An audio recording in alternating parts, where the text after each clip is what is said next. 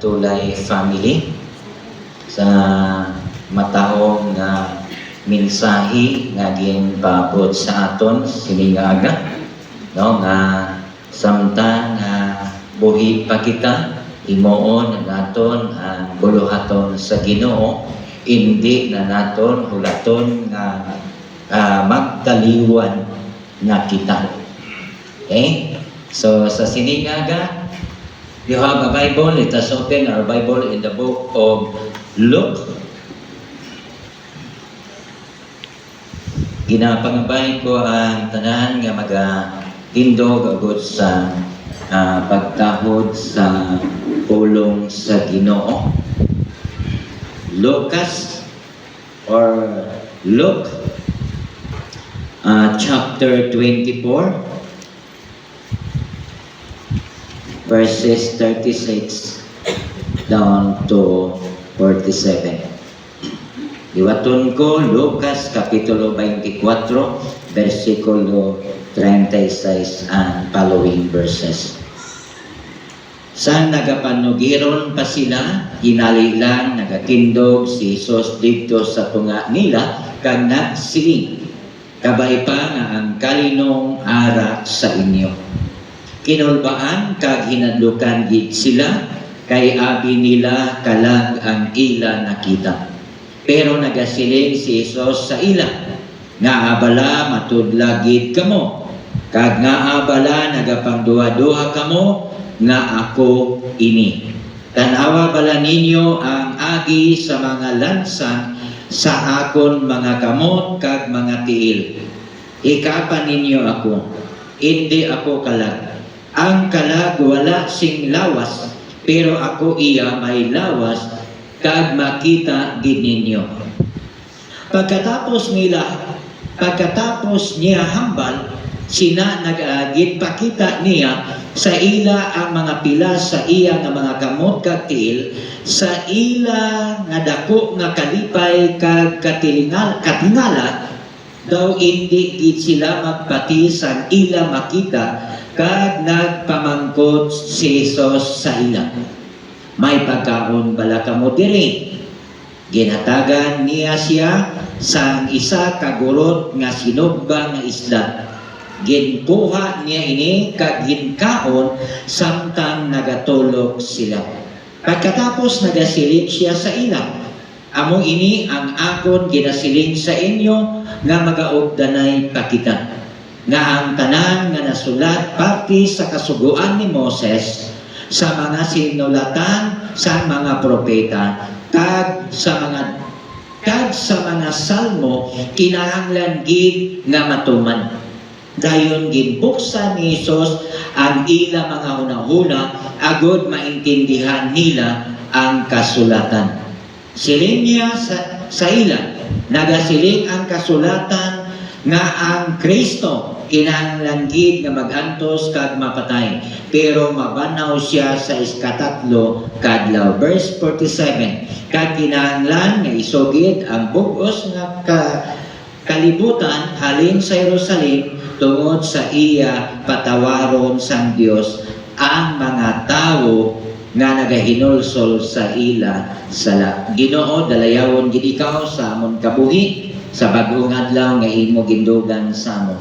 Ilabi na sa sini nga pribilehiyo nga kami makasimba karon sa imo sa espiritu kag kamatuoran. Kag pasayloha man kami Ginoo sa amon nga mga kalapasan nga nahimo pinaagi sa pulong sa buhat kag sa una-una. Kay hindi kami takos Ginoo kun ara ini nga sala nga nagahawi, nagagapos sa amon pangunahuna kag sa amon tagipuson.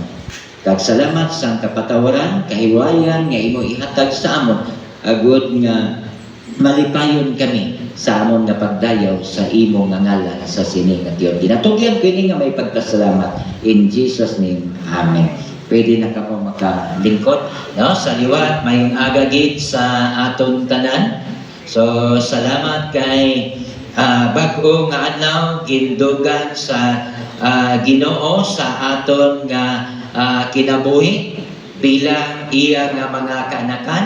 Kag salamat sa blessing nga ginhatag niya, no, sa aton nga ginulan man kita. No? Nagadayaw kita sa Ginoo tungod sa iya gid nga kaayo sa ginhimo sa Ginoo sa aton, ilabi na nga kon makakadto kita sa ibang lugar. No, salamat sa kabuhi man niyang nga nanging kaupod naton subong. No, nga kabay kita ni hindi na siya magpauli. Diri na lang siya. No, nagbakasyon. Gapasalamat kita no sa kaayo gid sa Ginoo sa aton kabuhi nga padayon kita nga mag-aalagad sa iya sa luyo sa crisis nga aton na eksperyensyahan, ilabi na sa may mga salakyan. Kamusta kamo? Sa walay mga salakyan, kamusta man kamo? No? Kaya pa? No, amo gina ang kabuhi naton nga na-eksperyensyahan, no, nga pertigid ka kamahal ang mga baraklon subong. Ang mangga nga isa ka bilog 50 pesos na ang isa. Ano? Pertina kamahal. Gabaligya ko manok, tag 500 na pod ang isa. Tinuluyag mabakal. Wala naging barato subong. No? Sa sini nga kahimtangan naton. Nagakalipay kita nga ang inyo prayers, salamat gid nga nakapauli kami nga safe and sound man. Parinti to ni Bimbim ang napatay kay Di Pedro. Bim, no, parinti mo to kay paliha ka mo apelido. So, salamat gid kay Ginoo wala nagapabaya sa aton, no? Dito sa matan-aw, ginulan, pagpauli manamon, naulanan man kami. No, pagkagabi diri naman sa aton nag-ulan. No, salamat sa Ginoo kay wala niya kita ginpabayan sa aton nga kinabuhi. Sa luyo sang perte kainit. Di ba? Daw hindi ka na magwa sa imo balay. Pero kami wala kami mahimo kay karon sa udto mataklad gid kami sa bukid. No, padayon ang aton nga ministry, kag I hope and I pray kamusta man ang imo kabuhi subong nga si Kristo ginsaulog naton ang iya pagkabanhaw. Ano ang masiling naton sa aton kabuhi? Sa aton nga pag-alagad sa Ginoo, kamusta man? No, kag naibaluan naton nga ang pagkabanhaw ni Jesus Christ ini nagapamatuod sa iya nga pagka-Dios. Wala siya nagapabilin sa ginatawag kamatayon tungod kay ang kamatayon wala singgahom nga magahawid sa iya. Amo na nga nagapati kita nga sa ikatatlo ka adlaw nabanhaw siya. Kag amo man ang iban nga pagpati subong kon may napatay sa ikatatlo ka adlaw nagaano gani? Anong tawag sina? Kayhap? Kayhap ba? Ika 3 days? No? Kay nabanhaw? No? Si Jesus Christ sa ikatatlo ka adlaw sumala sa aton nga ginbasa diri sa chapter 24 nabanhaw gid siya. Kag isa ina kapag pamatuod no sa kabuhi ni Jesus Christ nga wala siya nagapabilin sa ginatawag kamatayon. Kung ikaw naga-absent sa eskwelahan or damo ang imo absent, pag eskwela mo pagkasunod simana, nadumduman ko gid ina nga may classmate kami nga ginahambalan nga maayo kay nabanhaw ka. Di ba, no? Nandugay mo na nakita na ganun gaya nabanhaw ka. Daw nahimo na siya nga anong tawag siya? Expression. Illustration? Expression. Expression. No? Nahimo na lang nga expression. No, tungod kay ang Dios, kung aton iya basahon ang Biblia, na may madamo nga nagapamatuod nga wala gid siya iya nagapabilin sa ginatawag kamatayon.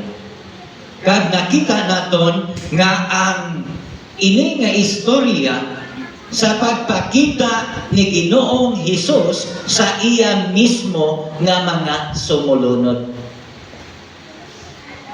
Nakita naton nga ang mga sumulunod niya nagapanugiron, no? Tungod kay sa adlaw ini nga Domingo, tipon sila sa isa man ka balay, kag nagapanirado sila sang bintana, nagapanirado sila sang pertahan, na walay makakita sa ila, walay makabati sa ila, nga sila magadayaw sa Ginoo. Pero makita naton ang gahom sang Dios tungod kay nagpakita si Ginoong Hesus sa ilang nga tunga. Kung ikaw ay isa sa kaupod nga ara sa grupo, tapos magpakita si Ginoong Hesus, ano ayhan ang imo balatyagon? Kay makita naton nga kag may baluan naton nga ang mga disciple ni Jesus Christ nahadlukan. No? Nahadlukan sila nga nagpakita tungod kay sa ila nga pagkahibalo si Kristo iya ginubong. Kag hindi sila makapati nga sa ikatatlo kaadlaw nga si Kristo nga ni mabanhaw kag magpakita sa ila. Kani masulayan pud sa aton nga mga ginikanan, no? Kung ang aton tatay nga napatay kag magpakita, ano ayhan ang aton batyago, no? Akson mo bala siya o kung magdalagan ka? Di ba? Daw kabudlay nga sitwasyon, no? Pero ginprove ini ni Kristo nga wala siya nagpabilin sa ginatawag nga kamatayon.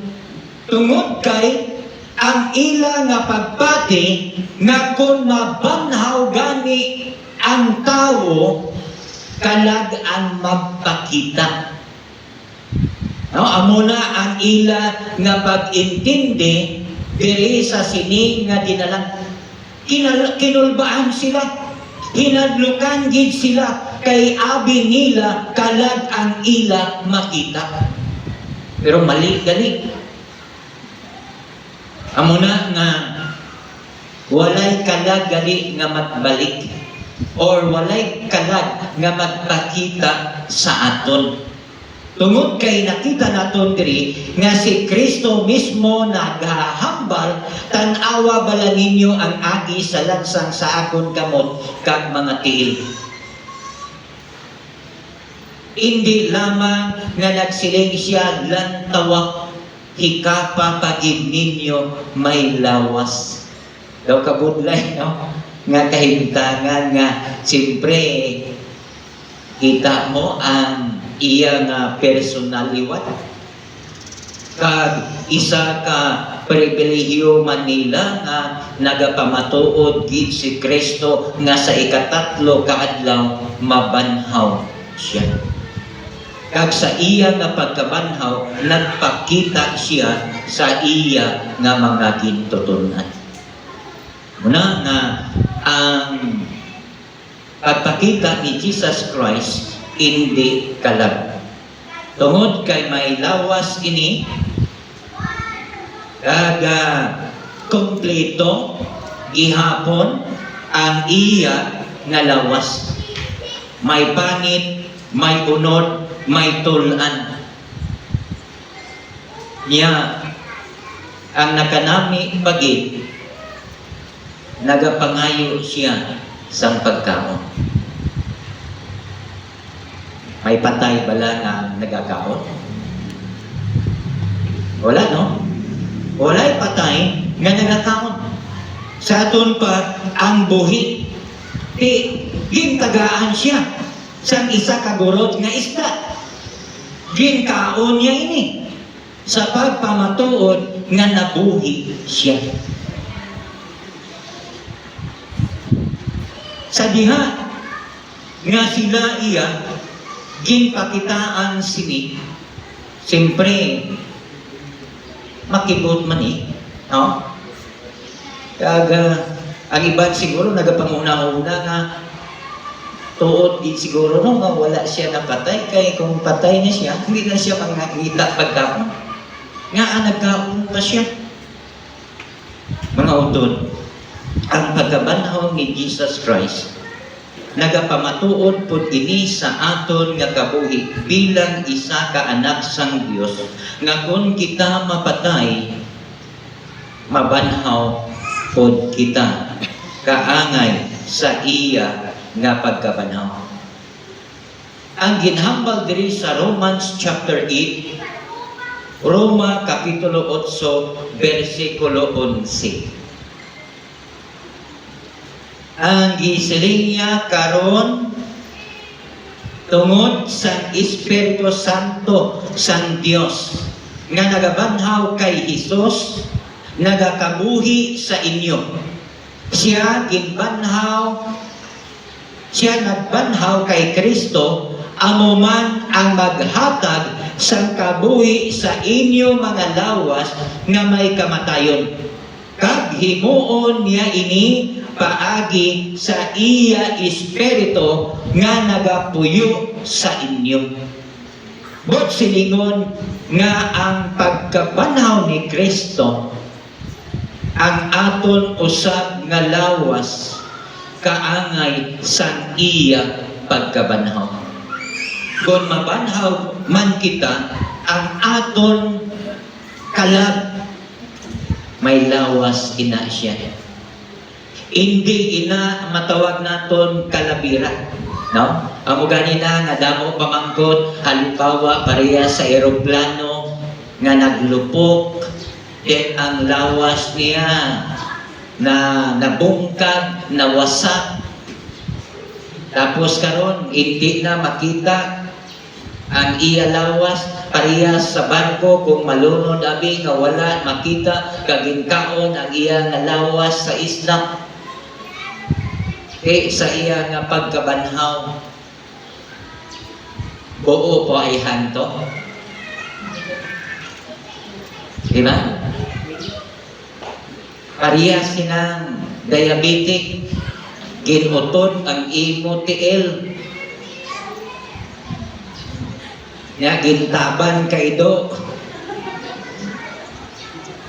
Patay ka pagkabanhaw di natong tiil. Diba? Amoy na ang palamangkutanon, pero hindi ina palibugi kay ang Dios nagasiling ibalik niya ang ina nga lawas. Mag-atubang kita sa iya kompleto gihapon kita. Hindi kita magpalibog sina kundiin na to kay ang promisa sang Ginoo baguhon niya ang aton lawas. Kay ang ini nga lawas hindi makasaka sa iya gingharian, kay ang ini nga lawas dutanon. Amo na nga sa kabuhi naton karon hindi kita magpangduwa-duwa sa aton nga kaugalingon ilabi na bilang isa ka anak sang Dios.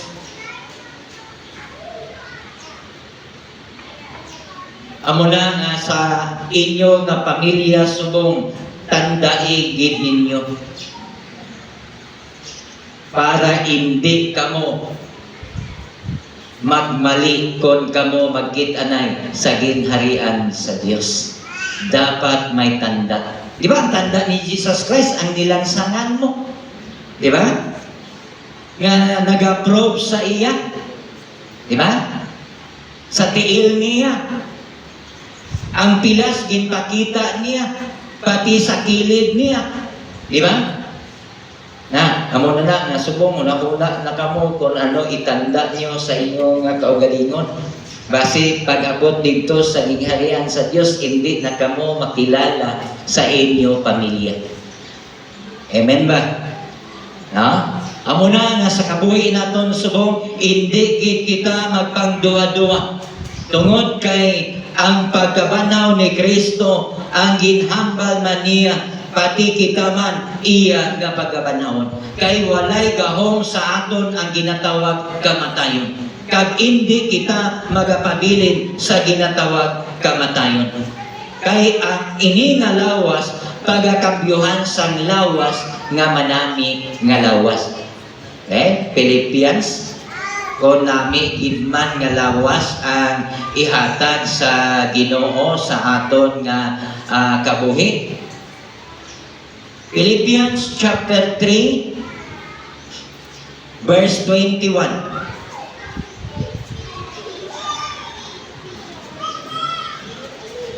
Sila niya, pag-abot niya, diri, bag-uhon niya, ang aton lawas nga may kamatayon, nga mangin pariho sa iya lawas nga langit nun. Himuon niya ini paagi sa iya gahom nga mapasakop sang tanan nga butang sa iya. Philippians chapter 3 verse 21. Ano nga lawas ang ihatag sa Ginoo sa imo? May English dira. Pakibasa. Philippians chapter 3 verse 21.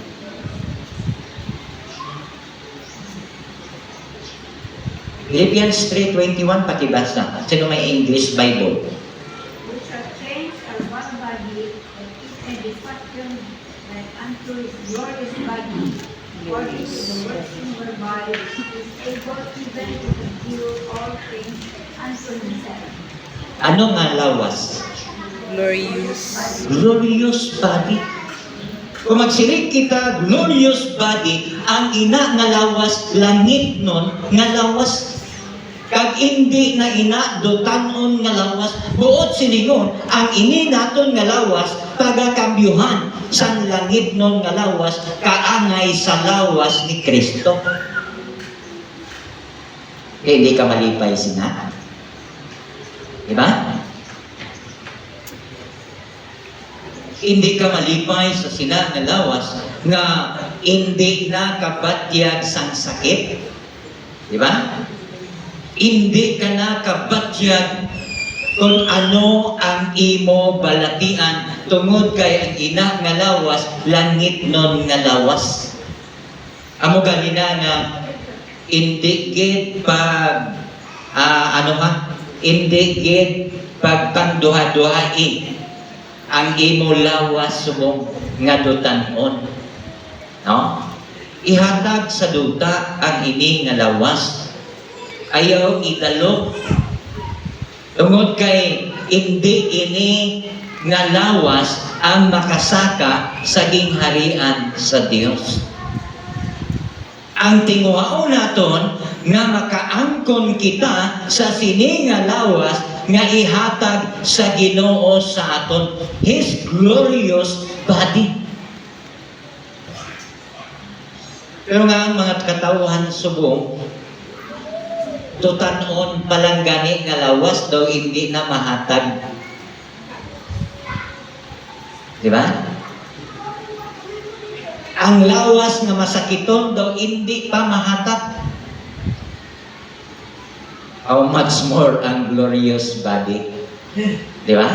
Mahatag bala naton inaayhan sa Dios nga madayaw gid ang Dios sa aton nga kinabuhi.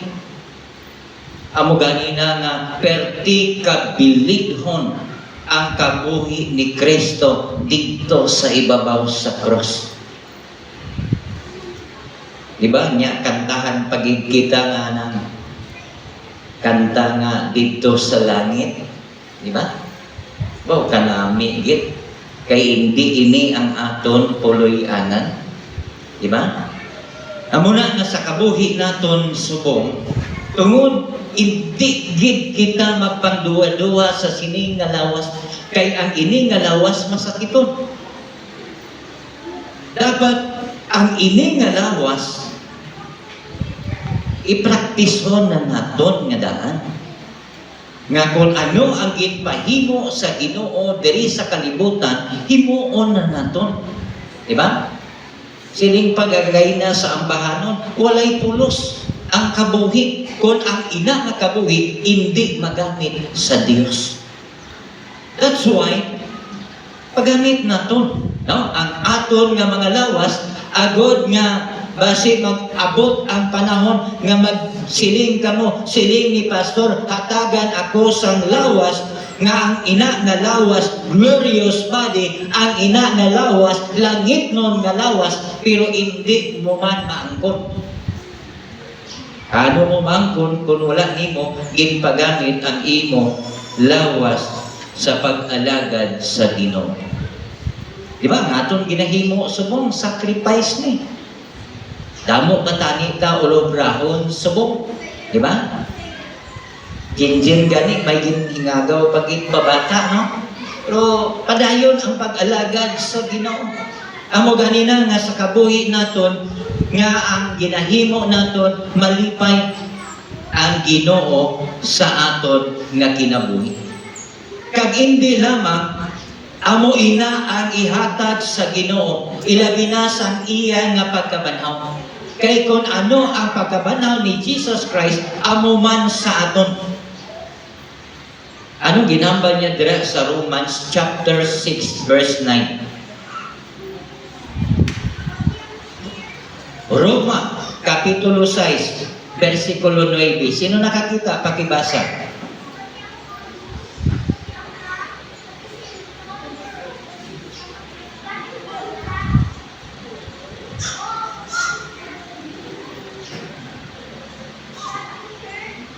Romans chapter 6 verse 9.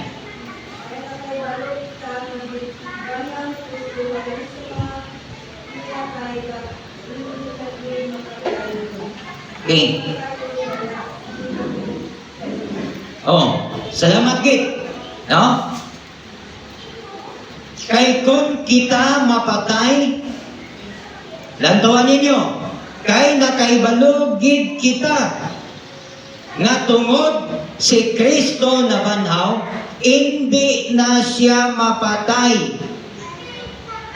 Hindi na mahimo nga mapatay siya liwat. Wala na singgahong ang kamatayon sa iya. Kaisa lang siya mapatay, kag hindi na ina maliwat ang ina nga kamatayon. Sa English, anong ginambal niya dira?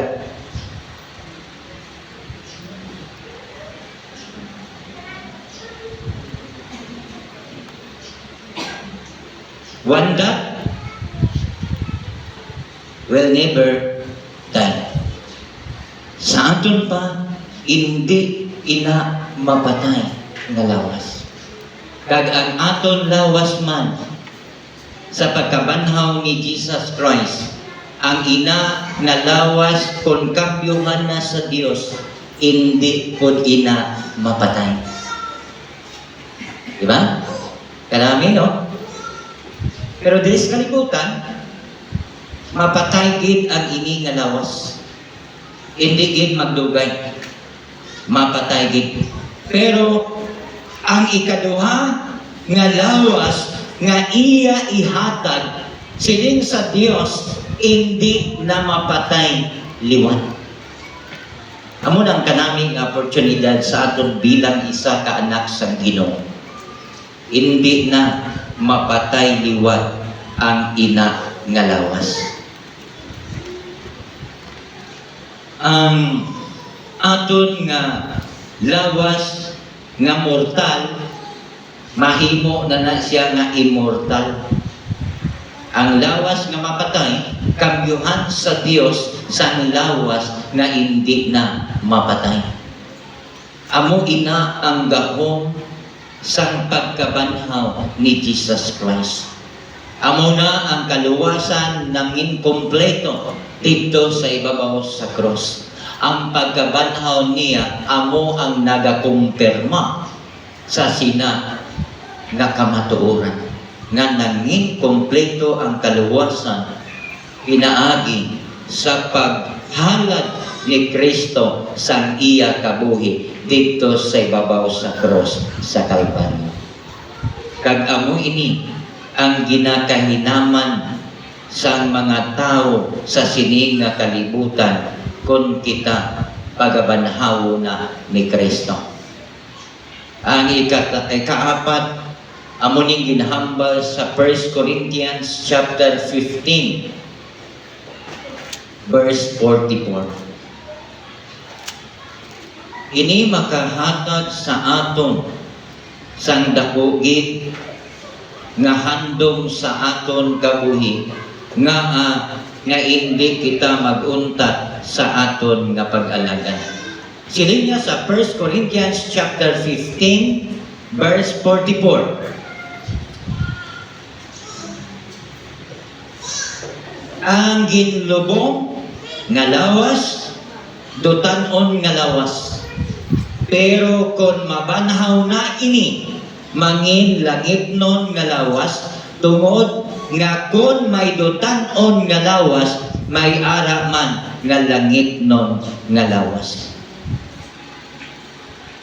Ang sa English, it is sown a natural body, it is raised a spiritual body. Kung ang lawas nga dutanon, pagakambyuhan sang lawas nga espirituhanon. Dami, no? Pero ang ining nga lawas, hindi nakabatyan sang sakit.